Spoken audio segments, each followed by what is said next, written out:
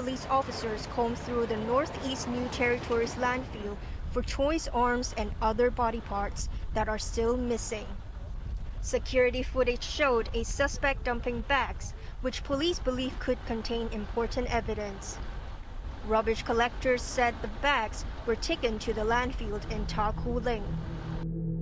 On February 21st, 2023, Hong Kong's fashion world was shaken when 28-year-old model Abby Choi suddenly vanished. Just days earlier, she'd been walking runways, appearing in glossy spreads for Vogue and Harper's Bazaar, her career skyrocketing and her personal life dazzling. But that afternoon, she was supposed to pick up her young daughter, and she never showed. Her husband, Chris Tam, grew worried when he couldn't reach her, and within hours, Abby was reported missing. At first, it looked like a strange but ordinary missing person case. Friends and family couldn't imagine Abby running off. She was deeply devoted to her children, and she lived a life where everything was public, from magazine covers to glamorous trips. But investigators quickly found something unsettling. Abby's last movements put her inside a car driven by Anthony Kwong Kong Kit, her former brother-in-law, who had once worked as her personal driver. Along the route, the car stopped, and Alex Kwong Kong Chi, Abby's ex-husband, got in. From that moment, Abby was never seen alive again. When police questioned Alex and Anthony, their stories didn't add up. Their answers were vague, inconsistent, and defensive, raising even more red flags. So investigators pushed further, tracing their movements to a small rented apartment in a quiet district of Tai Po. At first, police thought maybe Abby was being held there, possibly for ransom. But what they discovered inside that apartment was far worse than anyone could have imagined. When police finally pushed open the door to the small flat in Tai Po, they knew something was wrong the second they stepped inside. The air was thick, heavy, with a faint metallic sting that hinted at blood.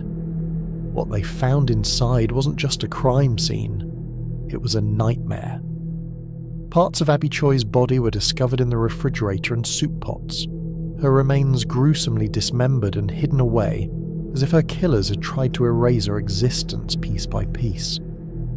The officer stopped cold, stunned at the level of brutality.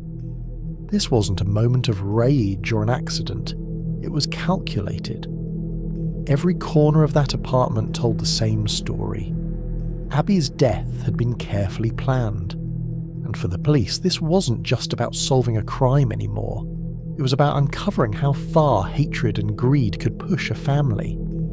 As investigators dug deeper, the picture became clearer and darker. Abby had been supporting her ex-husband, Alex Kwong, and his family financially for years, even after their divorce. But when Abby started making plans to sell a luxury property, one she had generously registered under her former father-in-law's name, the Kwongs felt threatened. To them, it wasn't just a house. It was a symbol of control, and they feared losing it would mean losing their comfortable lifestyle.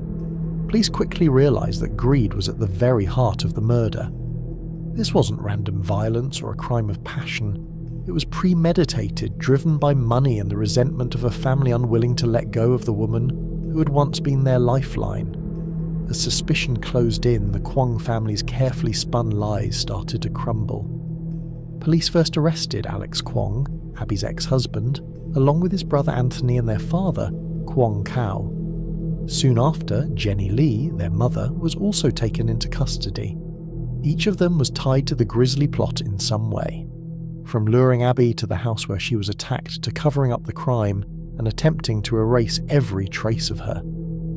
The arrest sent shockwaves through Hong Kong, not only because of the brutality of the murder, but also because Abby had continued to support these very people financially up until her death. The betrayal cut deep, and the community was left stunned that an entire family could turn on the woman who had once been their provider. Inside the tiny apartment in Tai Po, investigators were confronted with a scene that felt like a nightmare. Plastic sheeting covered every surface, as if the perpetrators had anticipated the horror their actions would create. Electric saws, a meat grinder, a hammer, and protective gear lay scattered around, tools of an unimaginable crime. Abby's handbag sat abandoned, a chilling reminder of the vibrant woman who had once carried it. Then came the discovery that would cement the Kwong family's guilt. In the fridge, human legs were stacked on the shelves. Pots contained what appeared to be soup, but were filled with human ribs and even a skull, the back of it showing a hole, likely from a hammer blow. Investigators pieced together the sequence. Abby was killed, dismembered, and her body parts meticulously organised for disposal. The apartment was no ordinary crime scene. It was a meticulously planned abattoir designed to minimise evidence and allow the perpetrators to escape. The scale of the violence and the cold precision with which it was carried out shocked the officers. Every detail, from the protective gear to the careful arrangement of body parts, spoke to a horrifyingly calculated plan. After the grim discoveries in Taipo, the hunt for Alex Kwong intensified. Authorities knew he was the linchpin, the one who could tie the entire operation together. But Alex had vanished. It wasn't just a disappearance, it was a high-stakes escape plan straight out of a movie. Alex had retreated to another luxury flat, rented in the name of his mistress, Young.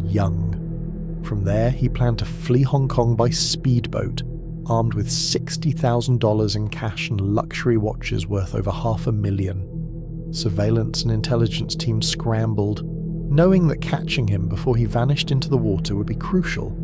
Meanwhile, Anthony Kwong and the rest of the family were under arrest, each piece of the puzzle slowly revealing the brutal reality of Abby's murder. Investigators traced the movements of the family in the days following Abby's disappearance. Anthony had driven the car, likely assisted in transporting her body, while Kwong Kao, her ex-father-in-law, appeared to have orchestrated the entire plot. As police combed through the small apartment and surrounding areas, Abby's story unfolded in horrifying clarity. 7 people had been implicated in the planning, execution, and attempted cover-up of her murder. The search even extended to the Trenkano Chinese Permanent Cemetery, where divers and drones scoured pools and terrain for additional remains. Each discovery painted a picture of premeditated cruelty, calculated to hide the evidence of their crimes and facilitate Alex's escape. Eventually, authorities intercepted Alex just as he was about to board the speedboat. The arrest was cinematic, like in a movie scene, but terrifyingly real. With his assets and escape plan in hand, he could have vanished into the night, leaving Abby's family and authorities grappling with the horror he had left behind. There was a heart-wrenching moment when the model's mother cried that she would never see her daughter again. Choi's relatives had earlier visited the Fushan Public Mortuary to identify her,